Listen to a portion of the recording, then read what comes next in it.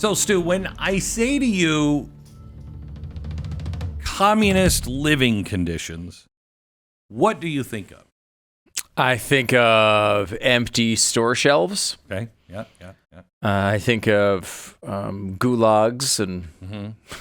But you also think everybody's paying their fair share. I'm and sorry. Nobody's getting rich, right? Nobody's getting rich. That's definitely not what I think of. But but that's the promise. Yeah. Okay. Of it, right? All right. So when I say Uganda, what do you think of?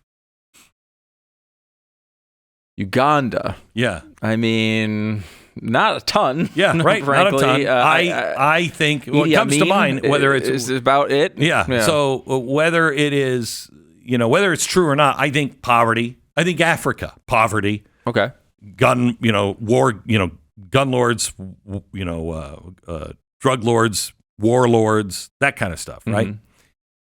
Well, Zoran Mamdani, the candidate, who is a communist, remember what you thought of communism, went to his home in Uganda.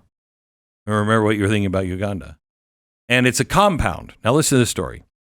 This is from the New York Post. Socialist New York City mayor or mayoral frontrunner Zoran Mamdani celebrated his recent nuptials with a lavish 3-day affair at his family's ritzy, secluded Ugandan compound, complete with mass security guards and a cell phone jamming system. The gates of the bustling private compound, which sits in the wealthy Bazuga Hill, outside of the capital city of Kampala, were heavily guarded by military-style masked men this week, with guests streaming in and partying until midnight, according to sources who wish to remain anonymous. The home is set back from the road and sits on 2 acres of lush gardens surrounded by trees, has breathtaking panoramic views of Lake Victoria, and features at least 3 security gates. This week, it was transformed into a party pad with Christmas lights strung through the canopy of trees in the garden and music blaring, sources said. On Tuesday, buses, several Mercedes and Range Rovers were seen driving into the compound. Outside the Mamdani house, there were more than 20 Special Forces Command unit guards, some in masks. There was a phone jamming system set up, all for the strictly private, invite-only Mamdani event. One gate had 9 guards stationed on it. Mamdani's parents, Nair, 67, and her husband, Mahmoud Mamdani, 78, an anti-Israel political theorist, lived on the estate, but also split their time between New York and New Delhi.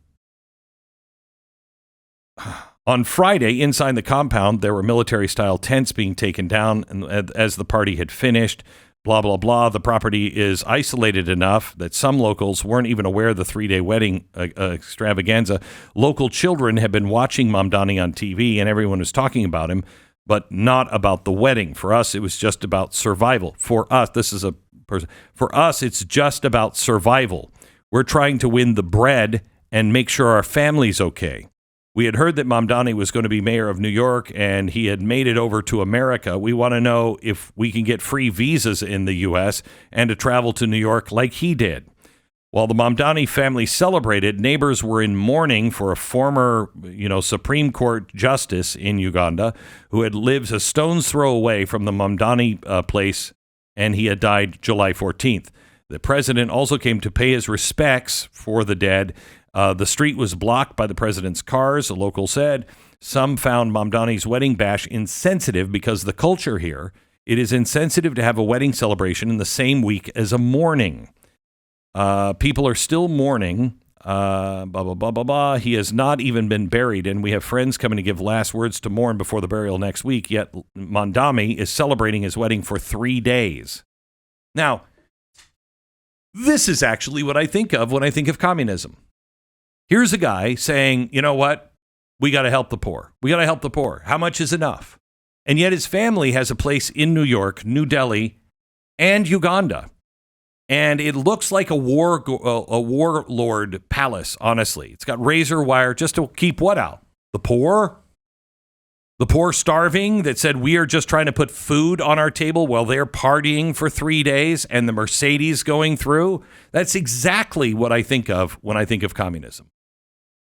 This is everything you need to know. Communists believe their life is okay. Just like everybody who is taking a private jet over to some Save the Earth conference, but their fuel is okay. Bernie Sanders riding a private jet, but calling for socialism, redistribution of wealth. When asked about his extra 25 trips just in the last month or so, he said, "What? Do you expect someone like me to be in line at United?" Yeah. I expect to see someone especially like you in line at United. Why is it bad for everyone else but you? Oh, I know, because you are important. You have something you have to get across to the people. So you don't have to live by the rules you want everyone else to live by. Do as I say, not as I do. That never works. That never, ever works, because the children learn they're not doing it. Why should I? If you're not leading this life, you want to be a communist, that's fine. But I would hope that you're poor. I would hope that you're planning on being poor. I'm hoping that even if you're paid $400,000 a year, that you're planning on giving it away and you're only going to live on $80,000 a year because you want to take the $400,000 minus the 80 and give it away to people who don't have enough, right? Isn't that right? Or are you special in some way or another? Let me give you another story, kind of in the same vein. This from the Washington Post.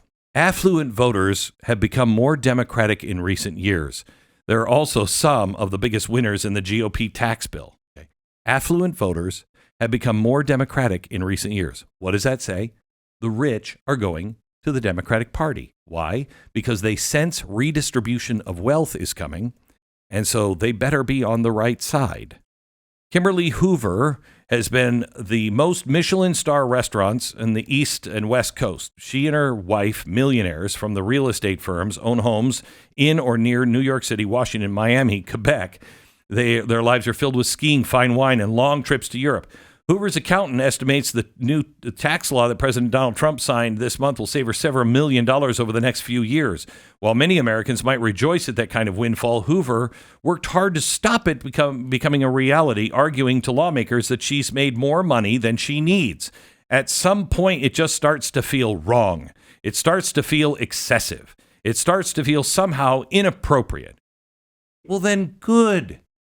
Then give it away. Why? What kind of idiot takes money and say, I have all this money, and so I want to give it to the people. I think it feels wrong. And so I'm going to give it to a charity that takes 60% of that money and wastes it. So only 40% of that money is actually going to things I care about. Nobody does that. Nobody does that. And by the way, Hoover, you can do whatever you want with your money. You want to pay more? Let me give you this. Venmo and PayPal now have a link right to the Treasury Department. Their Treasury Department is now accepting Venmo and PayPal payments from those who want to donate money to reduce the national debt. $36.7 trillion. For all of those billionaires that just feel like they've paid not enough money, pay down the national debt. And if all of those billionaires did give millions and millions and millions, hundreds of millions of dollars to pay down the debt, it wouldn't change anything. The national debt wouldn't change. You wouldn't even touch it with all of your money. Give all of it. It won't touch it. It's that insignificant. But if you really cared about the country, and you know why people won't give to the national debt? Because A, they won't see it make a difference. And more importantly, why would I pay down the national debt? They'll just keep spending more. Why should I pay taxes when they are wasting that money? Do you know how much good a charity can do? A charity that's run right, 95 cents on every dollar goes to what it says, and strangely not to some leftist organization that is teaching people how to protest in the streets. You know how much good that would do? You care about Medicare and Medicaid. Take your hundreds of millions of dollars and find a way to get that money to people who don't have insurance. It would be much better than waiting around for the tax rate to be raised on you to force you to pay it to the government, where they will waste 60+%. They don't care. They don't care. That's not true. By the way, NPR, I told you this last week. So they were cut by $550 million. Hey, Hoover, $550 million. You got hundreds of millions of dollars. Why don't you take care of this one? You won't. $550 million lapsed in federal grants. Oh my gosh, Big Bird, it's going to starve to death. He's going to be in Gaza, starving with all the little children. It's going to be horrible, horrendous. You want to see a skinny Big Bird? No, but that's what's going to happen because the federal government's no longer going to pay for Big Bird. So they have $550 million. They have raised in the last 2 weeks $20 million. 20 out of 550. Now that's actually more than I thought that would come in. But that's just from rich liberals who say, we've got to do something. Well, great. $550 million, that should be nothing. To people who have hundreds of millions of dollars, it should be nothing. Pay it. Pay it. But you know what happens next year? You're going to have to pay another $550 million. And then the third year, another $550 million. You going to keep paying that? No, you can't. You'll be bankrupt. Oh. Well, that's why it has to be on the people. No, the people are already bankrupt. They're already bankrupt. They don't have that. They don't have it. But if you really, truly believed that this was the most important, $550 million, I would tell you $800 million would have already been raised. If you actually believed that Big Bird was going to starve and that our educational system is going to completely fall apart without PBS and NPR, that no truth is ever going to get out in any way, shape, or form unless we use old-fashioned networks to do it, there'd be $1 billion in the coffer already. But you got $20 million because none of you people believe it. That's what. None of you believe it.